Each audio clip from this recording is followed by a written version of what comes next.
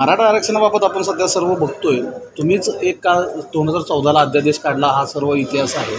परंतु सध्या जे मराठा आरक्षण मनोज जरांगेंनी नेतृत्व करतायत आणि त्यांच्यावरती आता आरोप होऊ लागलेत आणि शरद पवारांचे जुने दाखले देऊन चोराच्या उलट्या बोंबा असा आरोप शरद पवारांच्या होतोय. काय वाटतं, राजकारणात आरक्षण मिळणार की राजकारण होणार? कुणी कोणावर काय आरोप करते त्यावर ते काही बोलणार नाही. प्रश्न असा आहे की मी पहिल्यांदा महाराष्ट्र निर्माण झाल्यानंतर 1960ला 2010मध्ये 50 वर्षानंतर या प्रश्नाला आलो. माझ्या आधी खूप मोठे महाराष्ट्राचे मुख्यमंत्री झाले, त्यांना त्या प्रश्नामध्ये लक्ष घालता आलं नाही. मी घातला आणि 2014ला मराठा समाजाला 16% आरक्षण द्यायचं.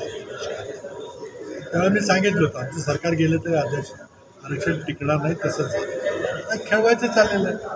हे कायदा केला, तो कायदा केला, काय केलं, कशाला जरांगे पाटलांना आंदोलन का करावं लागतं? कारण मराठा समाजाला न्याय मिळाला नाही. एकनाथ शिंदे यांनी जरांगे पाटलांना जे आश्वासन दिले ते जाहीर केलं पाहिजे. की काय आश्वासन दिलं तर ते त्यांचं समाधान झालं होतं. आता ते पुन्हा उपोषणाला का बसले? कुणी कोणाला फसवलं? आता उद्धव ठाकरे आणि देवेंद्र फडणवीस यांनी एकमेकांना केली की आम्हाला फसवलं. आता जरांगे पाटलांना तुम्ही काय आश्वासन दिलं, ते कसं फसवलं तेही त्यांच्या सांगा. मला वाटतं की या बाबतीमध्ये भारतीय जनता पक्ष कोणत्याही समाधान करू शकत नाही.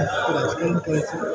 आता देवेंद्र फडणवीस आणि धनगर समाजाला बारामतीमध्ये काय आश्वासन दिलं सर्वांना माहिती. त्यामुळे लोकांची मतं आपल्याला विकत घेऊ शकतात, पैशाने घेता येतात, आमदारक्या देऊन लोकांना विकत घेता येतं. हे भारतीय जनता पक्षाचं फार काळ राजकारण टिकणार नाही.